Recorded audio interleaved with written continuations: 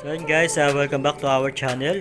Ngayon guys ay magpapak tayo ng variegated Philodendron Ring of Fire.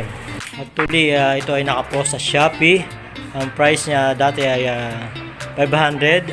Binabaan ko, ginawa kong 450.